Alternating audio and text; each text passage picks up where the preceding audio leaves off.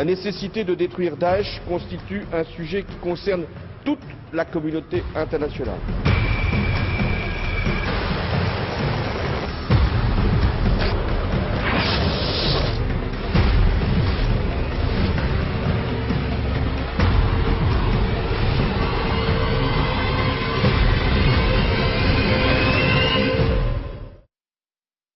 자, 지금 이야말로 세계 제3차 대전은 테러전의 양상이 될 거란 지적이 아주 유력하게 나오고 있습니다. 관련 얘기 나눠보겠습니다. 자, 김태현 변호사 새로 나오셨고요. 신인균 대표 다시 한번 모셨습니다. 안녕하십니까? 안녕하세요. 안녕하세요. 자, 벨기에, 아프리카 전 대륙이 심상치 않습니다. 자, 벨기에 얘기 먼저 나눠봤으면 좋겠습니다. 그렇게 아름다운 도시 벨기에가 전혀 다른 도시로 변해가고 있습니다. 그 영상과 함께 이야기를 나눠봤으면 좋겠습니다. 자, 김태현 변호사께 먼저 질문 드릴게요. 자, 이렇게 평안하고 태평스러웠던 벨기에 그리고 브뤼셀 지역이 지금 깜짝 놀랄 만한 상황을 맞고 있는 거죠. 예, 벨기에 내무부의 위기 대응 비상센터가 밝혔습니다. 벨기에 브뤼셀을 제외한 전 지역은 테러 위험 단계를 3단계로 그리고 브뤼셀은 4단계로 경보 시스템을 올렸습니다. 즉 그러면서 브뤼셀에 있는 모든 지하철역을 폐쇄한다. 그리고 대중교통이라든지 쇼핑센터, 콘서트장 같은 사람이 많이 모이는 곳은 가지 마라. 이렇게 밝혔습니다. 잘 아시는 대로 브뤼셀 외곽에 있는 물렌베르크라는 도시는 유럽에 있는 이슬람 극단주의 테러리스트들의 어떤 본거지라고 볼 수 있죠. 그래서 벨기에가 계속 위험할지도 모른다라는 관측이 있었는데 급기야 벨기에 내무부에서 테러 위험 단계를 격상을 시키고 만 겁니다. 네, 자, EU 본부가 있는 브뤼셀 지하철이 모두 중단했다는 것 상상해 보십시오. 서울에 있는 8개의 지하철 노선이 동시에 멈춰선 것 바로 벨기에 수도 브뤼셀 상황입니다. 테러 경보가 4단계까지 올라갔습니다. 자, 신인균 대표께 좀 질문 드려볼게요. 이게요, 브뤼셀뿐만이 아닙니다. 유럽 대륙뿐만 아니라 아프리카도 상황이 굉장히 심각합니다. 자, 아프리카의 지도를 저희가 준비했는데 어느 곳의 얘기인지 다시 살펴보겠습니다. 아프리카 수도 나라 말리, 그곳의 수도 바마코에 있었던 일입니다. 자, 지난주 금요일날 속보가 들어서 간단히 소개해드렸는데 총격전까지 있었던 거죠. 네, 그래서 이제 그 말리의 특수부대를 주축을 해서 프랑스 특수부대, 또 미국 특수부대 그렇게 해서 이제 여러 나라의 연합 특수부대가 들어가서 그 인질극을 그 해소를 했는데요. 이게 바로 인질극이 있었던 레디슨 블루란 말리의 유명 호텔이죠. 맞습니다. 저 호텔은 그 외국인들이 주로 그 묵습니다. 에어 프랑스의 그 승무원들이라든지 기자들이라든지 하여튼 그 외국에서 그 말리를 여행을 하는 사람들이 묵는 최고급 말리로서는 최고급 호텔인데 이러한 것들은 사실은 우리가 아프리카를 간다 하더라도 좀 안전하다라고 생각되는 곳이었거든요. 그런데 저기를 골라서 테러를 한 것이죠. 근데 아프리카의 말리라 그러면 저희는 잘 들어보지도 못했던 나라인데 도대체 이 나라가 왜 이 시점에 문제가 됐던 거죠? 말리는 지금 그 바다가 없어요. 그리고 북쪽으로는 알제리가 있고요. 알제리 북쪽이 지중해고 그 지중해를 건너면 프랑스 남부죠. 그래서 그 알제리에서 프랑스로 불법 이민하는 이민자들도 많고요. 그리고 이제 이 말리 같은 경우는 이 북쪽과 남쪽이 있는데 그 북쪽이 아주 빈민층이 살고 있고요. 그리고 남쪽은 좀 약간 부유하긴 한데 뭐 그럼에도 불구하고 아주 극민층이 살고 있어요. 그런데 이제 소수의 기독교인과 다수의 이슬람인들이 어떤 종교 분쟁을 하기도 하고요. 그리고 이제 이 알카에다의 분파인데 이 그 테러 세력들이 이 북부 지역에 아주 광범위하게 지금 세력을 형성하고 있습니다. 잠깐만요. 그런데요. 지금까지 이제 알카에다랑 경쟁하던 IS, 이슬람 국가란 이 집단이 둘이 그동안 해왔는데 마치 경쟁하던 이제 테러를 벌인다는 얘기인가요? 이제는 경쟁하는 것이죠. 왜냐하면 지금 그 바로 이 말리의 남쪽에 있는 그 나이지리아가 아프리카에서 가장 인구가 많은 가장 큰 나라 아니겠습니까? 그 나이지리아 북쪽에 보코하람이라고 하는 최대의 테러 조직이 있어요. 그 보코하람 오늘도 아침에 또 테러를 저질렀던데요. 그 보코하람이 원래는 알카에다에게 충성맹세를 했던 조직인데 최근에 이 IS로 갈아탔어요.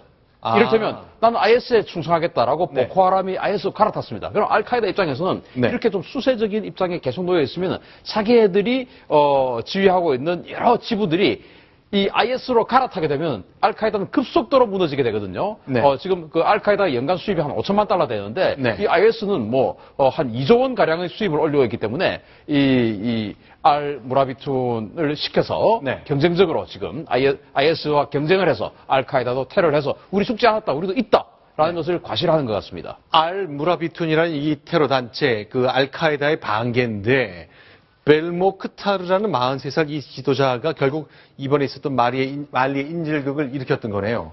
네. 네. 네, 그래서 이 13년도에 창설을 했지만, 네. 이게 이제 그 알수드라라고 그 최근에 우리 그 경복궁 앞에서도 사진 찍고 했던 그 인도네시아 있지 않습니까? 네. 거기도 사실은 원래는 그 IS와 연계가 되어 있었는데, 네. 거기는 이제 수도, 시리아의 수도 락카를 점령하고 나서 우리 네. 독립하겠다 해서 네. 지금 IS와 전쟁을 하고 있어요. 그래서 이 알카에다, 뭐 IS, 알무라비툰, 뭐 하여튼 이 테러 단체들이 네. 서로 사실은 신념보다는 네. 이게 의해서 움직이는 상황이 있기 때문에 알카에다 입장에서는 IS에게 지금 뭔가 세력을 밀리면 안 되겠다라는 어떤 다급함이 있는 것 같습니다. 마치 우리나라에 있는 무슨 조폭 조직끼리 세력 다툼에서 이리저리를 놓치면 안 되겠다는 마음으로 서로 경쟁하는 것처럼 칼부림이 연쇄적으로 일어나는 것 많이 보는데 그런 인상을 좀 받네요. 그런데 궁금한 게 있습니다.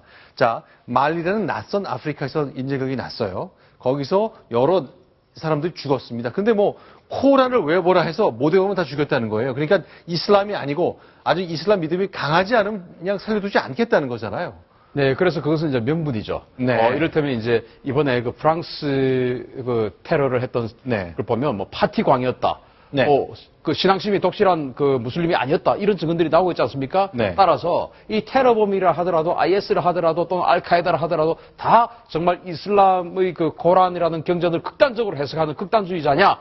저는 뭐 그렇게는 볼 수 없고요. 지금 네. 방금 그 앵커께서 말씀하셨듯이 조폭 네. 수준의 어떤 네. 그런 그 테러범일 수 있는데 그러나 그들이 네. 코란을 외워보라. 그리고 알라에 대한 어떤 그 신앙을 고백하는 그런 신앙 고백의 문구가 있대요. 네. 그런 것들 외워보라라고 하는 것 같은데 그러므로 해서 우리는 이슬람을 근본적으로 믿는 사람이다. 그러니까 우리가 진정한 이슬람 알라의 아들이다라는 것을 강조하기 위한 명분 차원에서 그런 것 같습니다. 자, 이슬람 예언자를 조롱했다. 그러니까 모하메드를 조롱한 것. 그러니까 서양에서는 표현의 자유 때문에 이슬람이 뭔가 문제가 있을 땐 풍자하기도 하는데 그런 만평 같은 걸 참을 수 없다 하는 명분을 적어도 최소한은 내놓고 있는 겁니다. 그렇죠. 그게 이제 샤를리 앱도 잡지였죠. 그렇죠. 이 샤를리 앱도의 경우 그랬는데 이번에 또 눈에 띄는 것 중에 하나가 자, 말리에서 인질극이 있었어요.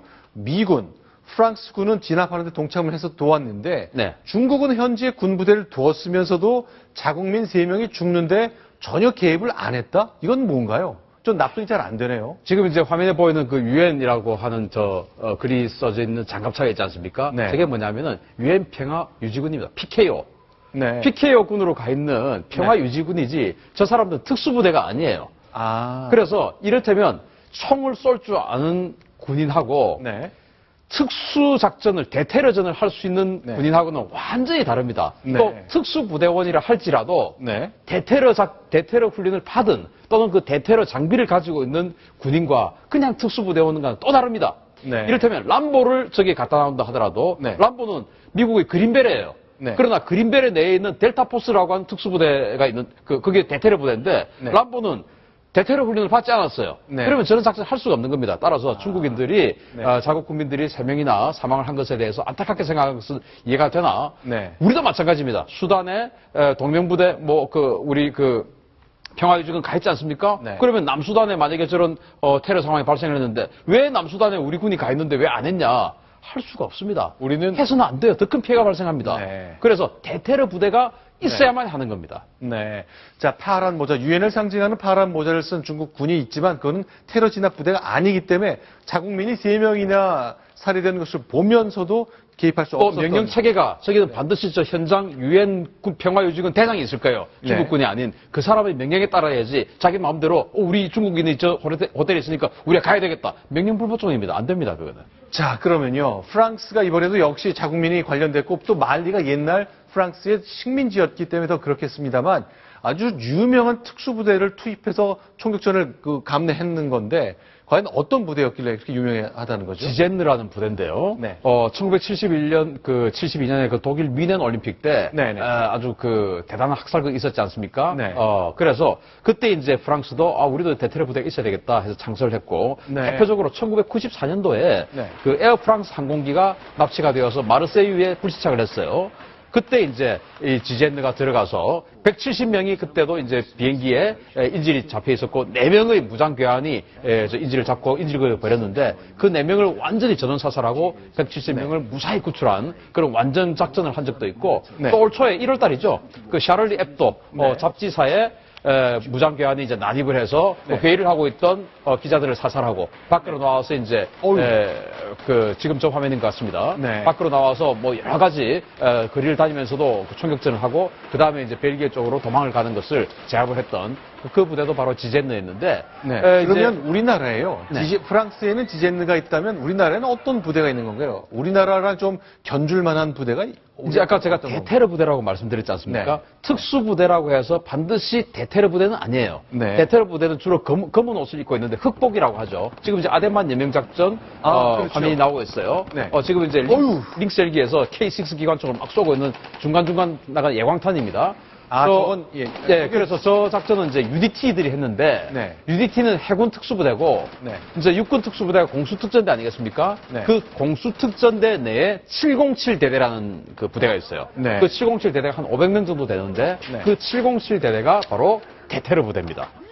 그 지젠느나, 또 미국의 델타포스, 또, 미국 그 해군의 데브그루, 이런 그 팀들처럼 대테러 훈련을 중점적으로 받는 707. 이게 이제 우리나라의 대표적인 대테러 부대죠. 잘 알려지진 않았습니다만 저도 이제 처음 알았네요. 우리나라에 있는 대테러 부대 707 부대가 있다는 것. 근데 일단요, 이제 중국도 자국민이 말리에서 살해되는 것은 그냥 보고서 그냥 눈 뜨고 볼 수밖에 없었는데 미국과 프랑스가 주도했고요. 전 세계에서 어떻게든 힘을 모아서 잘 해야 될 것 같은데 유엔 차원의 뭔가 움직임도 있는 거죠.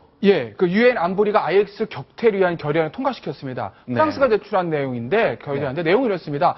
전 세계 모든 가능한 국가가 IS와 격퇴에 동참하자 이런 내용의 결의안입니다. 물론 상징적인 의미는 있습니다. 왜냐하면 안보리 상임이사국 거부권을 가지고 있는 5개 나라죠. 미국, 영국, 프랑스, 그다음에 중국, 러시아. 이 5나라가 모두 찬성했다는 점에서 상징적인 의미는 있습니다만 다만 이것이 실질적인 효력을 발휘할 수 있을까는 조금 지켜봐야 될 것 같습니다. 왜냐하면 지금 시리아의 상황을 보시면 IS는 시리아의 알아사드 정권과는 반대, 대척점이 있습니다. 그런데 그 알아사드 정권을 러시아는 지원하고 미국은 인정하지 않습니다. 이런 복잡한 시리아의 어떤 정치적인 문제가 있기 때문에 과연 이 5개 국이 결의하는 채택은 하긴 했지만 얼마나 연합해서 시리아에서 IS 격퇴 작전을 효과적으로 발휘할 수 있을 것인지는 조금은 지켜봐야 될 것 같습니다.